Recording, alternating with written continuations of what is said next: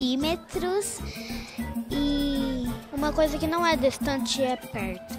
Da minha casa até a escola deve ter 100 metros. É uma coisa perto. Eu moro muito longe da escola. Da minha casa até a escola, muito longe. Entre a Terra e a Lua é muito longe. Eu acho que o mais distante da Terra é o Sol. Mais distante é a Lua. Mais distante da Terra é o Sol. Uma coisa longe. Da minha casa até a escola dá mais ou menos 10 quilômetros. Dá pra medir a distância com várias coisas. Régua e fita. Quando eu fui pra praia, a gente mediu a distância com quilômetros. Uma régua tem 30 centímetros. Dá pra medir com palma da mão e pé. 1 metro tem 100 centímetros.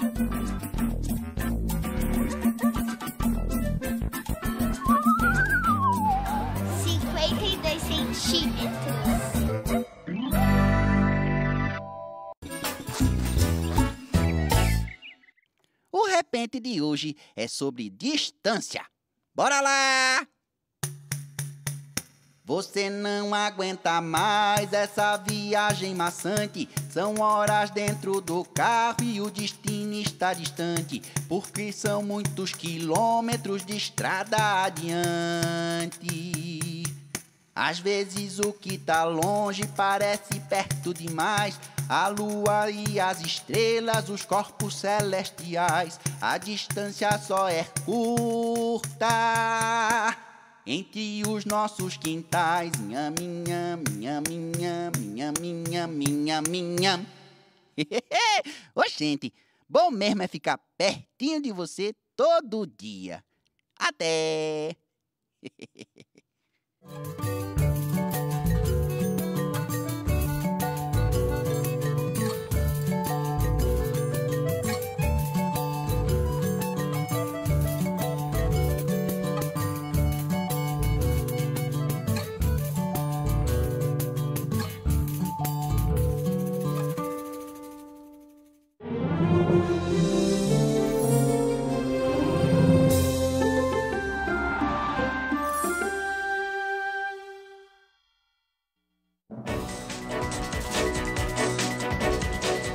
Olá, boa tarde. Boa tarde. O Jornal da Cultura, primeira edição, começa agora com os seguintes destaques. Deputados aprovam reforma trabalhista. O projeto segue para o Senado. O placar da votação é vitória do governo, mas ainda não garante o número de votos necessários para outra reforma, a da Previdência. A enxaqueca pode ser provocada pelo excesso de peso. Médicos alertam para a influência da gordura para agravar os sintomas de quem sofre com a dor de cabeça. E o brasileiro segue desconfiado na hora de comprar pela internet. O país está entre os 5 com maior preocupação com a fragilidade da segurança na rede. Os relacionamentos abusivos vão além da violência física. O abusador, que pode ser homem ou mulher, pode exercer pressão psicológica e até convencer a vítima de que a culpa é dela. Sair dessa situação exige apoio da família e do Estado.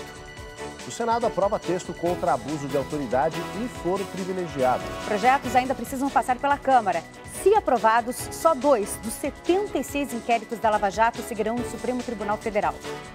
E a Venezuela diz que vai deixar a Organização dos Estados Americanos. A decisão vem depois que o órgão diplomático reforçou os pedidos para novas eleições no país. Estar muito acima e também muito abaixo do peso são fatores de risco para enxaqueca. O estudo foi feito por cientistas dos Estados Unidos. A enxaqueca é uma doença neurológica crônica que pode ser genética ou hereditária. Andressa sofre de enxaqueca desde criança. É só comer algum alimento mais gorduroso para as crises aparecerem. Na média de 10 a 15 dias eu tenho uma enxaqueca de algumas horas. A enxaqueca é uma doença genética que acomete 15% da população brasileira em geral e é mais comum entre o sexo feminino, principalmente na idade reprodutiva. Nesta fase, 1 em cada 5 mulheres sofre com dores, muitas vezes incapacitantes. Um estudo realizado por cientistas americanos aponta que o peso corporal pode funcionar como um gatilho para as dores. A obesidade e a magreza extrema são fatores de risco. As pessoas obesas, pela questão do próprio aumento da gordura corporal, teriam uma facilidade maior de ter processos inflamatórios. No baixo peso, provavelmente por estresse do organismo, pode ser também, né? Porque elas têm um peso inferior do saudável, então isso gera um estresse crônico para o organismo. Os sintomas da enxaqueca são dores de cabeça intensas, náuseas e intolerância a sons, luzes e cheiros fortes. O uso excessivo de analgésicos faz mal e não trata a doença. Para evitar as crises, o correto é procurar um neurologista e adotar um tratamento preventivo. Identificação de gatilhos ou provocadores da crise, que vão desde os gatilhos principais, que número 1 é estresse, dormir pouco, jejum prolongado. Se tem algum alimento, anota em um diário da dor de cabeça, identifica qual é esse gatilho alimentar e procura também observar para tirar. Segundo o Conselho Federal de Odontologia, 20 milhões de brasileiros nunca foram a um dentista. Quase 7 em cada 10 brasileiros nem sabe que tem direito a tratamento odontológico básico de graça. A ONG Turma do Bem mobilizou um time enorme de voluntários para fazer uma mega triagem e selecionar jovens entre 11 e 17 anos de baixa renda para receber tratamento odontológico de graça. A repórter Laís Duarte tem as informações para a gente. Boa tarde, Laís. Boa tarde, Aldo. Boa tarde para todo mundo. A ação acontece simultaneamente em 300 cidades do país. Aqui em São Paulo, no vão livre do MASP, até às 4h30 da tarde. Olha só, teve gente que chegou às 4h30 da manhã. Os adolescentes de 11 a 17 anos passam por uma triagem aqui, preenchem uma ficha, a partir daí os problemas são diagnosticados e eles são encaminhados para o dentista mais próximo da sua casa para fazer o tratamento de graça. São 16 mil voluntários atendendo em todo o país e um deles é o Fernando Santos, voluntário há 11 anos. Doutor Fernando, nesse tempo, quantos pacientes já foram atendidos? Boa tarde. Boa tarde, já são mais de 68 mil jovens que a Turma do Bem transformou a vida. Quem não conseguir vir aqui hoje até as 4h30 da tarde, pode participar da triagem? Bom, a triagem continua amanhã também, do mesmo horário, das 9h30 da manhã até as 16h30. E quem não conseguir, depois de uma outra oportunidade, pode entrar no site www.tdb.org.br. Mas seria um grande prazer se a gente trouxesse todo mundo para cá hoje ainda. Ok, muito obrigada pela participação. Só reforçando, anota aí o site tdb.org.br. Aldo. Maravilha, Laís, obrigado pelas informações. E olha, até o dia 30, o plano de metas da capital paulista para os próximos anos pode receber sugestões pela internet. Ainda dá tempo, viu, de participar com sugestões para uma cidade melhor. Como mostra para a gente a repórter Evelyn Avancini. Boa tarde, Evelyn. Oi, Aldo, boa tarde para você, boa tarde a todos. Aqui no Terminal Vila Nova Cachoeirinha, o projeto Cidade dos Sonhos recolhe ideias, sugestões sobre temas como meio ambiente e mobilidade. Sobre isso eu converso agora com a Gabriela Volo, que é a coordenadora do projeto. Gabriela, boa tarde. Quais as metas que vocês propõem para deixar São Paulo mais humana? Bom, são várias metas dentro dos temas de mobilidade urbana, energias limpas, resíduos sólidos e áreas verdes, como, por exemplo, a construção de 150 quilômetros de corredores de ônibus, que já está previsto no plano de mobilidade urbana da cidade, que agora precisa ser cumprido e não apareceu no programa de metas, ou a instalação de 200 hortas urbanas nas áreas de alta tensão, né? Como os moradores podem participar? Bom, o período de consulta pública vai até o dia 30 de abril. Esse é o programa de metas é uma ferramenta super importante para o acompanhamento da gestão municipal, então é fundamental que as pessoas participem. A gente vai estar hoje, no final do dia, ainda no Terminal Santana, a partir das 4 da tarde até as 7 da noite. No final de semana, no Largo da Batata, aí na Avenida Paulista, coletando as sugestões das pessoas, as contribuições que serão encaminhadas para a Prefeitura até o domingo, que é o último dia da consulta. Ok, muito obrigada pela sua participação e ainda dá tempo de você participar. Quem quiser é só acessar o site www.metasgsp.minhasampa.org.br. Aldo. Ok, Evelyn, obrigado. Importante essa participação, né? Ana. Agora a gente fala de relacionamentos abusivos. Quando se fala nisso, a primeira imagem que nos vem à mente é sempre de violência física entre os parceiros. Mas nem sempre a situação chega às vias de fato. A violência psicológica pode ser ainda mais avassaladora e minar a autoestima a tal ponto que a vítima não veja saída e até acredite ter culpa. Mas quem sofre o abuso nunca é o culpado. Mesmo 30 anos depois, Andréa não consegue segurar as lágrimas quando lembra dos 2 anos que passou em um relacionamento abusivo. Eu apanhava e à noite ainda tinha que ter relação sexual com ele, toda machucada. E aí eu não conseguia mais sair dele, que ele falava que ia me matar. E eu sempre achando, gente, ele vai melhorar, ele vai melhorar, ele vai melhorar. Não melhorou, não. Relacionamentos abusivos não são apenas histórias extremas como a de Andréia. A violência pode ser muito mais sutil. Desde mentiras, desde roupas, desde não respeitar a opinião. O marido chega do serviço e acha que a mulher é obrigada a ter feito tudo. Ele só chega e quer tudo na mão. Relacionamento abusivo é aquele em que predomina o excesso de poder de um sobre o outro. É o desejo de controlar a pessoa, suas atitudes, suas decisões. Alguns abusadores chegam até mesmo a isolar o parceiro do resto do mundo. Nem sempre a violência é física. E vale lembrar, não são apenas os homens que a usam em relacionamentos. Reconhecer comportamentos abusivos nem sempre é fácil. Às vezes ele parece apenas excesso de cuidado. Fique atento se em qualquer conversa é comum que o parceiro faça você sentir que não entende nada ou que sua opinião não vale. Se grita com você ou tenta controlar suas escolhas e com quem você conversa. Diz coisas como: ninguém nunca vai te amar ou te querer como eu. E alerta vermelho se não agride você, mas desconta a agressividade batendo em mesas, portas e outros objetos. Sair de um relacionamento abusivo nunca é fácil. A vítima precisa de apoio, não de julgamento. O grande problema do relacionamento abusivo é que muitas vezes o abusador, quando ele está abusando, ele está sendo muito carinhoso, muito dedicado. E isso faz com que a pessoa entre numa relação de ele é bom ou ruim para mim. E ela começa a se sentir culpada quando ele é ruim para ela. Quando a gente fala de economia, sites de compras cada vez mais atrativos buscam conquistar os consumidores para o comércio virtual. Mas os brasileiros estão entre os mais desconfiados quando o assunto é teclar e comprar. Priscila prefere pagar mais caro na loja do que economizar na internet. Ela até passeia pelas prateleiras virtuais, mas nunca compra. O meu maior medo é que consigam pegar o meu número de conta e minha senha. Esse é o principal medo. E também eu tenho receio de comprar, vir quebrado e não chegar ou demorar. No ano passado, o comércio eletrônico injetou 44 bilhões de reais na economia brasileira.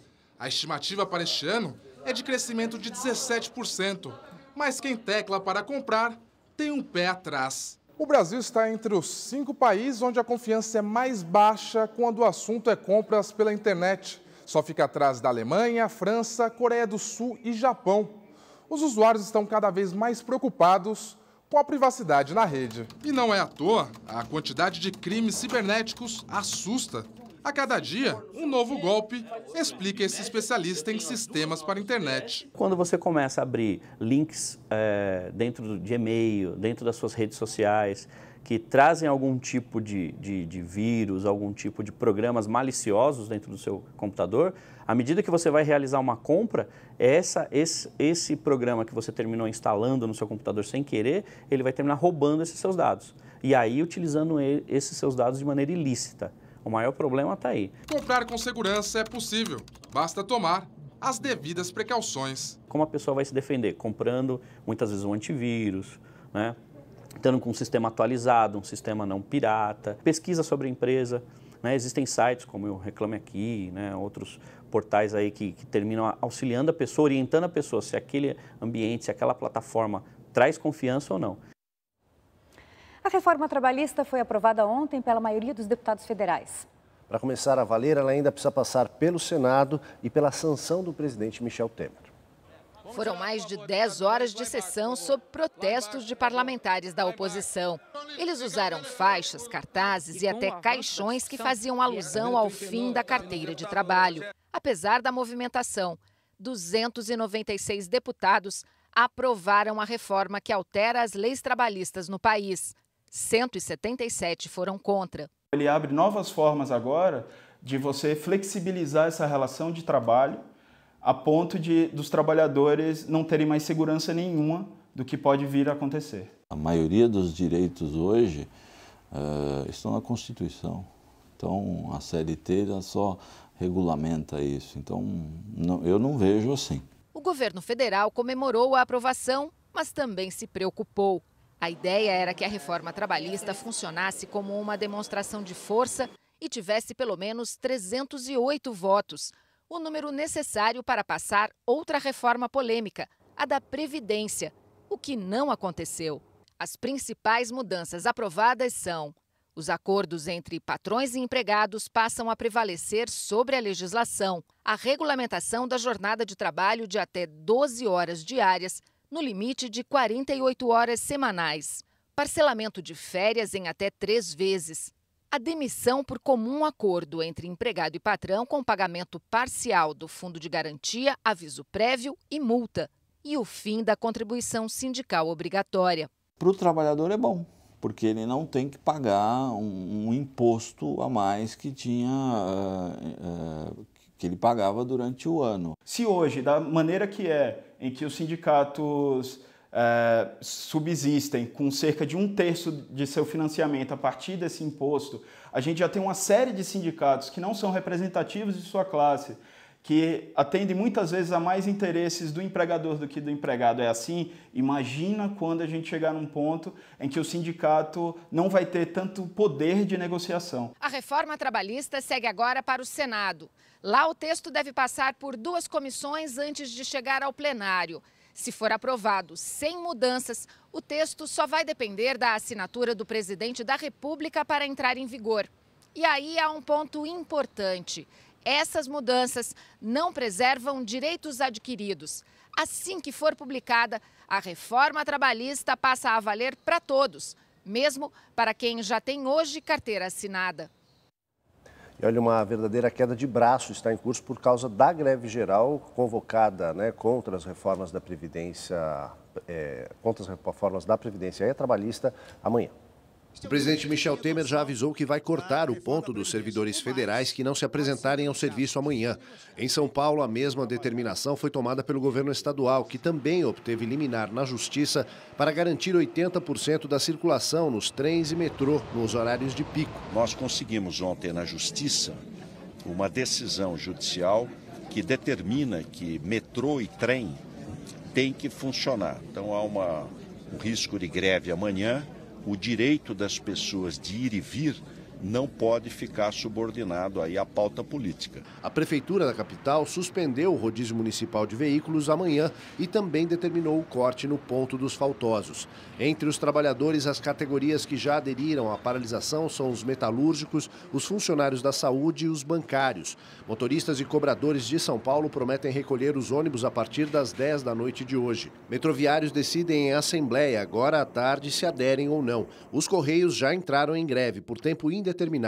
Funcionários de aeroportos de todo o país também cruzam os braços na saída para o feriado prolongado do Dia do Trabalho. Os professores das redes pública e particular em São Paulo também param. Mais de 100 escolas particulares decidiram fechar as portas amanhã, entre elas o tradicional Colégio São Luís. Em carta enviada aos pais, o colégio se compromete a repor as aulas e explica que, apesar da escola não ter alinhamento partidário, os argumentos estão alinhados com a proposta pedagógica da instituição. Avalia que as reformas deveriam ser mais discutidas com a sociedade e sugere também que o momento seja aproveitado como um fator educativo. Alguns pais reagiram à decisão. Os bispos da Igreja Católica no Brasil, reunidos na Assembleia Geral Anual em Aparecida, também enviaram mensagens às dioceses para valorizar o momento de reflexão sobre os rumos do país. Pelo menos 3 tribunais regionais do trabalho, o de Minas Gerais, Rio Grande do Sul e da Bahia, cancelaram o expediente amanhã. O governador do Rio de Janeiro, Luiz Fernando Pezão, admitiu hoje que o estado está com dificuldades para controlar a onda de violência no Complexo do Alemão. Em 6 dias, 5 pessoas morreram em confrontos entre policiais e traficantes. Pezão disse que tem dinheiro para admitir os 4.000 policiais militares formados. Olha, foi na base do bate e assopra. Os senadores aprovaram a lei de abuso de autoridade e, na mesma tacada, aceitaram o fim do foro privilegiado. Por 75 votos a 0, a Casa aprovou a proposta de emenda à Constituição que acaba com o chamado foro privilegiado de políticos e autoridades quando cometerem crimes comuns, como roubo e corrupção. Na verdade, os senadores quiseram se antecipar ao Supremo Tribunal Federal, que já tinha o assunto na pauta. As únicas exceções são os presidentes da República, do Supremo Tribunal Federal e da Câmara e do Senado durante o exercício do mandato. Com isso, deputados, senadores e ministros serão julgados pela primeira instância no estado onde o crime tiver ocorrido, não mais nos tribunais superiores. Por se tratar de alteração de texto constitucional, a PEC ainda passará pelo segundo turno de votação no Senado para depois ser enviada à Câmara. Mas os senadores, principalmente os 22 investigados pela Operação Lava Jato, estavam mesmo preocupados em votar a lei de abuso de autoridade, que impõe penas a juízes e promotores. Ela foi aprovada no plenário da Casa por 54 votos a 19. O relator, o senador Roberto Requião, do PMDB do Paraná, recuou em alguns pontos. Um dos trechos mais criticados por juízes e procuradores tratava da divergência na interpretação de leis e na avaliação de fatos e provas. O novo texto prevê detenção para a autoridade que dê início ao processo penal, civil ou administrativo sem justa causa fundamentada. Antes se usava a expressão sem provas e com abuso de autoridade. Outra mudança atende às reivindicações do Ministério Público. A lei em vigor já permite que o cidadão entre com uma ação penal contra quem o investiga, caso o Ministério Público não se manifeste, mas não havia um prazo para isso. No novo texto, os acusados só terão direito de processar autoridades caso o Ministério Público não ofereça denúncia, não arquive nem peça novas investigações num prazo de 6 meses. De acordo com o projeto, estão sujeitos às punições servidores públicos e militares, membros do Poder Legislativo, Judiciário, do Ministério Público e dos tribunais.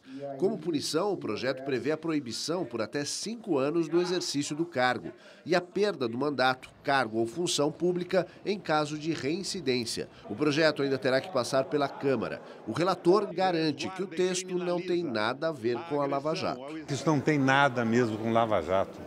É uma capitulação de penas para evitar o abuso de poder, as autoridades prepotentes, aquele pessoal do você sabe com quem está falando.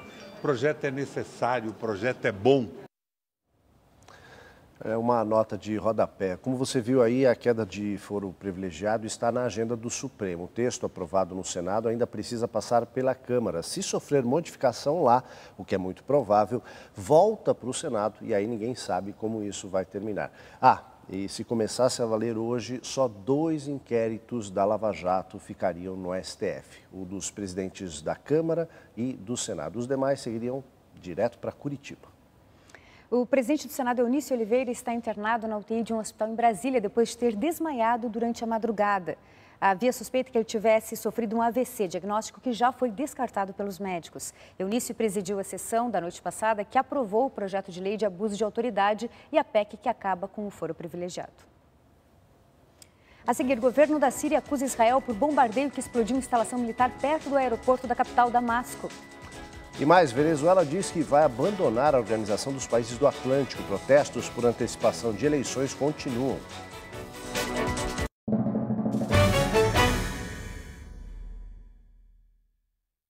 Daqui a pouco no JC Debate vamos conversar sobre o Abril Marrom, mês de conscientização sobre as doenças relacionadas à visão. Neste ano, o foco da campanha é o glaucoma, que atinge o nervo óptico e pode causar cegueira. A prevenção das doenças da visão é o assunto do nosso debate de daqui a pouco, 12h30. E você já pode mandar suas perguntas e comentários pelo Facebook e pelo Twitter. Seja qual for o assunto, o JC Debate. Ninguém vende remédio mais barato que a Ultra Farma. Com até 90% de economia em medicamentos, 50% off na segunda unidade. Compre 4 e pague 2. Cesta básica, com produtos a partir de R$1. Aqui, todo dia tem uma promoção diferente. Acesse ultrafarma.com ou, se preferir, ligue 11 5591 1466. É simples, é rápido e, de longe, o melhor preço do Brasil. Ultra Farma, tá no coração da gente. Hoje, o convidado do Cartão Verde é o técnico da Ponte Preta, Gilson Kleina, adversário do Corinthians na aguardada final do Campeonato Paulista deste ano. Falaremos também de Libertadores, que teve grandes jogos com o Palmeiras, Flamengo em campo. Analisaremos juntos as principais notícias do mundo esportivo. Meio de semana teve ainda a Copa do Brasil e você confere tudo isso com a gente hoje, ao vivo, no Cartão Verde, a partir das 10h30 da noite. Churrascaria Vento Aragano, sinônimo de tradição e qualidade. O lugar perfeito para todas as ocasiões. Cortes especiais para os paladares mais exigentes. Buffet com grande variedade. Carta de vinhos selecionados e premiados. E tudo isso com muita paixão e o jeito gaúcho de se fazer churrasco. Vento Aragano, a arte de fazer churrasco. Avenida Rebouças, 1001, Jardins. Quem é você, hein? E o que faz? Eu sou um detetive consultor. O único no mundo. E o que quer dizer? Que quando a polícia não sabe o que fazer, ou seja, sempre me consulta. Eu estou quebrando todas as regras, te trazendo aqui. Porque precisa de mim. Não foram suicídios, foram assassinatos. Assassinato em série. Estamos atrás de um serial killer, adoro esse. É doido por isso.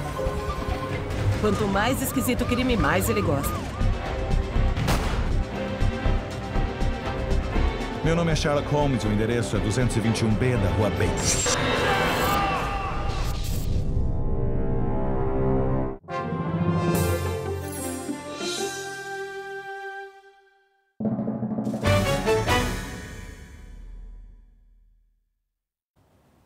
Estamos de volta com as notícias internacionais. O chanceler britânico surpreende ao declarar que Reino Unido pode apoiar os Estados Unidos militarmente em caso de novo ataque químico na Síria.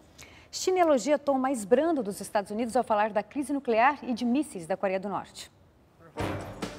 Estados Unidos e Coreia do Sul devem adotar medidas punitivas rápidas contra a Coreia do Norte em caso de nova provocação. Em comunicado apresentado aos senadores na Casa Branca, o governo norte-americano afirmou que espera que a Coreia do Norte volte ao caminho do diálogo. Para a China, a mensagem dos Estados Unidos é positiva. Pequim defende uma saída diplomática à questão nuclear da Coreia do Norte. Ainda assim, o Ministério da Defesa chinês afirmou nesta quinta-feira que vai continuar com os exercícios militares e teste de armas para salvaguardar a segurança nacional. Uma forte explosão atingiu nesta quinta-feira as proximidades do aeroporto internacional de Damasco, na Síria. Uma base militar do exército sírio e um depósito de armas do Hezbollah, que apoia o regime de Bashar al-Assad, teriam sido atingidos. Pelo menos 5 mísseis foram avistados por testemunhas. O governo sírio responsabiliza Israel pelo ataque. Antes, o primeiro-ministro israelense Benjamin Netanyahu prometera agir se identificasse qualquer tentativa de transferência de armas ao Hezbollah. Caso o envolvimento de Jerusalém seja confirmado, este seria o segundo ataque em 4 dias contra alvos na Síria. A Venezuela anunciou nesta quarta-feira a saída da Organização dos Estados Americanos após o Conselho Permanente da instituição convocar uma reunião de chanceleres para avaliar a grave crise política naquele país. A carta de renúncia à OEA deve ser apresentada nesta quinta-feira. Desde o início de abril, a Venezuela passa por uma onda de manifestações contra o presidente Nicolás Maduro. Em um mês de protestos violentos, 29 pessoas morreram.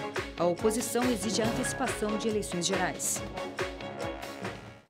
Agora o esporte pela Libertadores, os Atléticos Mineiro e Paranaense e o Palmeiras venceram. O Palmeiras jogou no Paraguai contra o Peñarol. O primeiro tempo da equipe brasileira foi fraco, tanto que o adversário abriu 2-0 com Afonso e Arias. Mas na etapa final, Eduardo Batista mexeu no time e o William diminuiu. Mina, de cabeça, empatou e dançou. E o William virou a partida, 3-2 e liderança do grupo.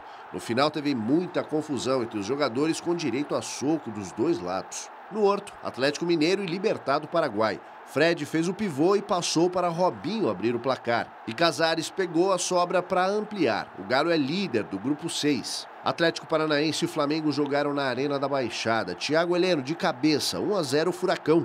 Felipe Gedós, 2-0. William Arão descontou, 2-1. O Atlético assumiu a ponta do grupo 4. O Flamengo vem em segundo. E ontem também teve as oitavas de final da Copa do Brasil. Na Vila Belmiro, Santos e Paysandu. Bruno Henrique abriu o marcador com estilo e Copete ampliou, 2-0. O Botafogo recebeu o Sport no estádio Newton Santos. Samuel Xavier fez um golaço, 1-0 Sport. Aí Guilherme resolveu virar o jogo. Primeiro ele invadiu a área e empatou. Depois bateu na saída de Magrão para virar, 2-1. Pela Primeira Liga, o Fluminense se classificou de forma curiosa contra o Brasil de Pelotas. Os times empataram em 1-1 com gols de Juninho e Danielzinho. E a classificação do Flu veio porque teve menos cartões vermelhos do que o adversário na competição. O Jornal da Cultura, primeira edição, fica por aqui. Uma ótima tarde para você. Agora você acompanha o JC Debate, que hoje fala sobre a importância do diagnóstico precoce dos problemas de visão. Tchau, até amanhã. Tchau.